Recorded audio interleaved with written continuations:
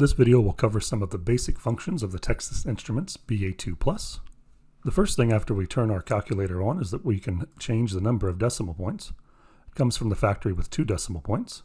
And if we wanted to change that to 6, we would hit second, and then the decimal point, 6, enter. Note that enter and equals are not the same thing, right? Enter and equals are not the same thing. Enter, and you'll know that it stored it because you'll see 6 decimal points. And then we'll clear that selection.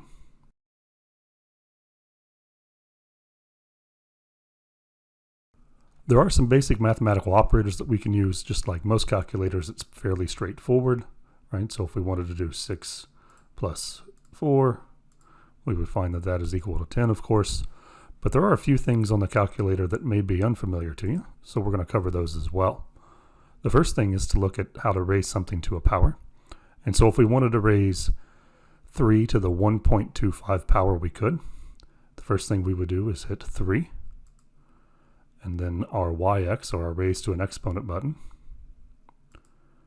Type in 1.25, and we'll find that it's 3.948222. And you'll note that that's a little different than the value that they show on the screen.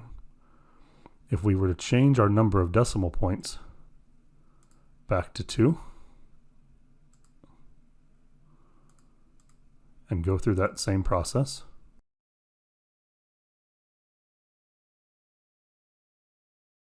you'll see that it does display a 3.95. So this is a good reminder to note that just because it shows 3.95, there are extra digits that are to the right of this. And so I'm going to go ahead and change my number of decimals back to 6.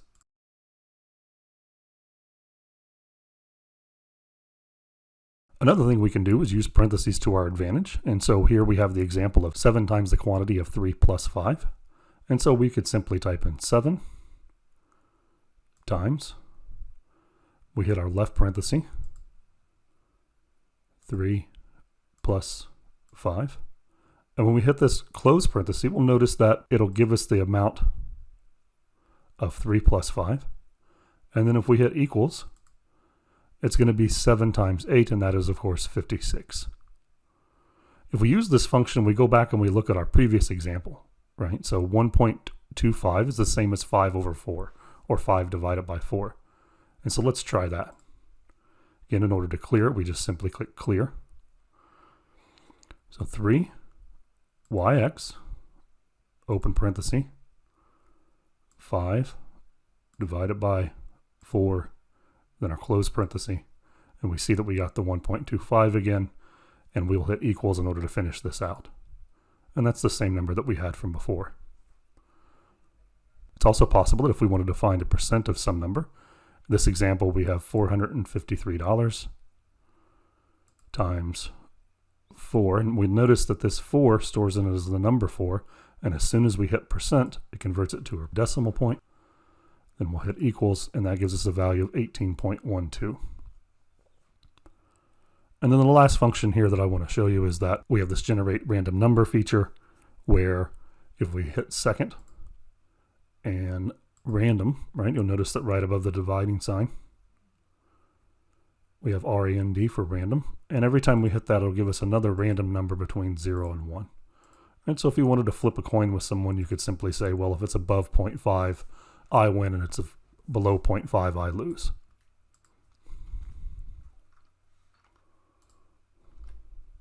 The exponents are pretty straightforward as well. If we wanted to square something, right, so we have 8x squared, we simply hit the x squared button. If we wanted to find the square root of a number, we could type in 81 first, and then our square root. And if we wanted to find the reciprocal of 4, right, or raise 4 to the minus 1 power, we could simply hit our number 4, and then 1 over x. And we'll know that 1/4 is 0.25.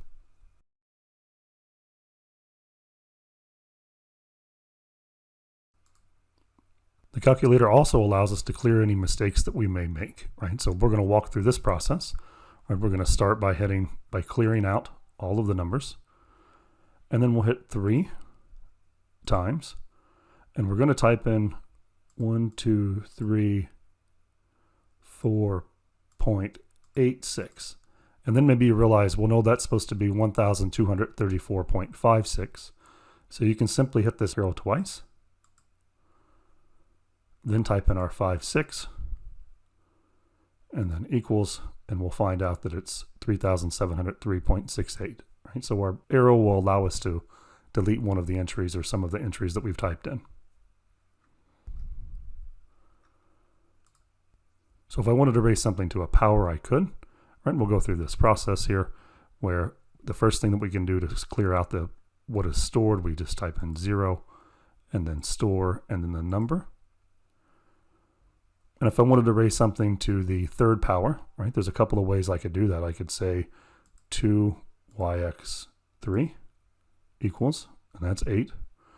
But if I was working with a more complex example and I wanted to use something other than 3, maybe 360, I could just type that number and store. In this case, I'll simply use 3.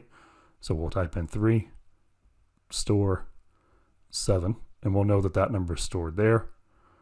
And now if I wanted to go through that same operation, 2yx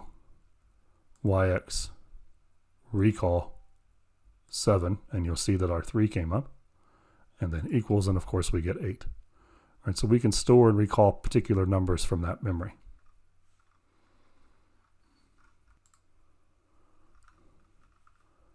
It's also possible that if we wanted to use this last answer feature, we could.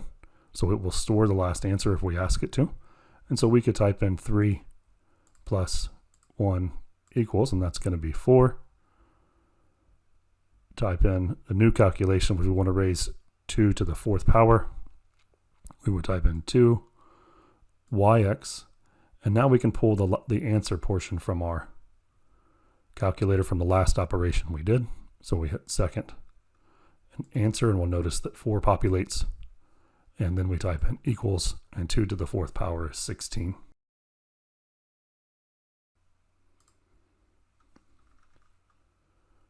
So we're going to go through a few examples and assume this first one I want to type in 1 plus 5% divided by 12.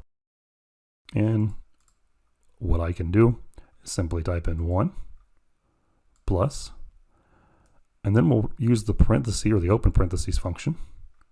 Hit that parentheses, and it's going to be 5%, and we'll notice that it converts it to a decimal point, divided by 12, then a close parenthesis, and then equals, and we'll get 1.004167, right? So we can use those open and close parentheses in order to calculate some of these numbers. And now if we move on to the second example, 1 plus 0.05 divided by 12. Again, we can simply go to 1 plus, open parenthesis, 0.05 divided by 12, close parenthesis, equals. And we're going to raise that to the 12 times 30th power. Right? So we have, again, our exponent function, y to the x. We're going to use an open parenthesis, 12 times 30. And when we close that, we know that that's going to be 360. And then when we type in equals, we'll see that that number is 4.467744. Now, since we've already done all of that math, if we wanted to, we could simply take that value, hit the reciprocal function, and this would be the value of that third example, 1 over the quantity of 1 plus 0.05 divided by 12 raised to the 12 times 30th power. And just to be sure, let's go through that operation as well. So 1 plus 0.05 divided by 12. We'll close that operation up with the close parenthesis, equals. We're going to raise that to the 12 times 30th power, which is 360.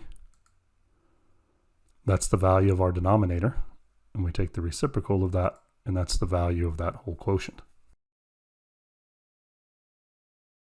Another way to think of this is to raise that exponent to a negative power. And so what we could do is go through that same operation, 1 plus. And we want to take 5%, right? Because 0.05 is the same as 5% divided by 12. And we're going to raise that to this quantity. And what we're going to use is 12, and we'll use this plus or minus button to make that a negative, times 30. And we'll know that that's negative 360, and then we'll find that we get that same value. The final thing which may be helpful is to know how to reset the calculator. Sometimes you'll be working through problems and it just seems as though you're not getting the right answer, and it's possible that maybe you changed a setting on the calculator. And if you change a setting on the calculator, maybe it's easier just to reset it. So on our BA2 Plus, there are two options. The first one is to hit second. And the plus or minus button, you'll notice that that's going to give us the reset function. And it's going to ask, do you want to reset it? And then you hit enter, and you'll notice that it's reset and it goes back to our 2 decimal points. Right? So if I wanted to change that number of decimal points again, I could go second, decimal point, 6, and enter. Enter and equals are not the same thing. And the other option is to flip the calculator over. You'll find a small pinhole on the back where you could use an open paper clip to reset it that way to perform a hard reset on the calculator. All of the information that we've used in the slides comes from the Texas Instruments website and the BA2 Plus guidebook or manual.